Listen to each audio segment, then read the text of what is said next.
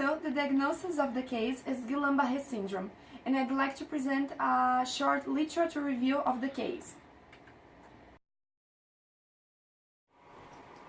GBS is an acute, frequently severe and fulminant polyradicular neuropathy that is autoimmune in nature. Males are at 1.5-fold higher risk than females, and in Western countries, adults are more frequently affected than children. Clinical manifestations: rapidly evolving areflexic motor paralysis that may be first noticed as rubbery legs. Weakness evolves over hours to a few days and is frequently accompanied by tingling and dysesthesias in the extremities. The lower cranial nerves are also frequently involved, causing bulbar weakness. There is also pain in the neck, shoulder, back, or diffusely over the spine. Fever and constitutional symptoms are absent at the onset.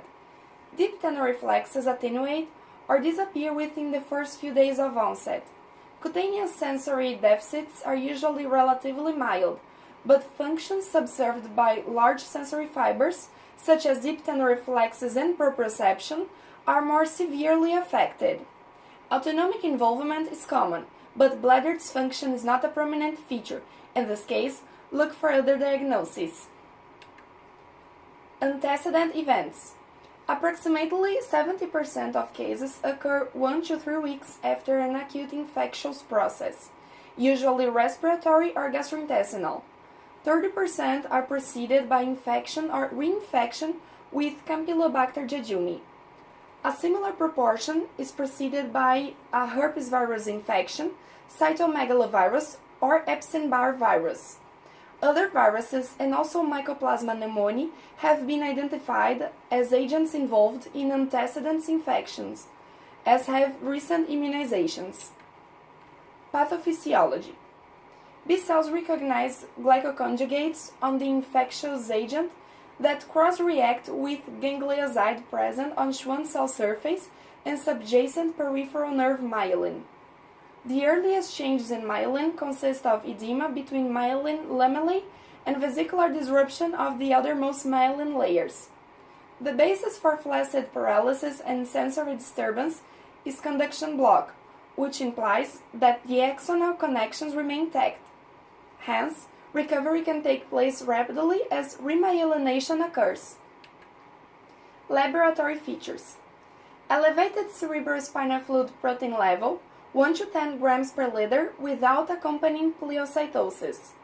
Cerebrospinal fluid is normal when symptoms have been present for less than 48 hours.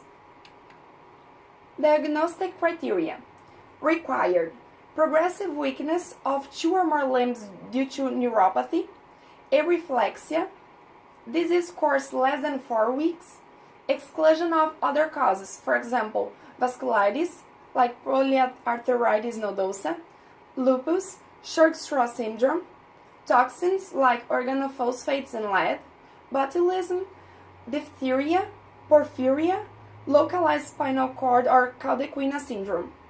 Supportive: relatively symmetric weakness, mild sensory involvement, facial nerve or other cranial involvement, absence of fever, typical cerebrospinal fluid profile, electrophysiologic evidence of demyelination.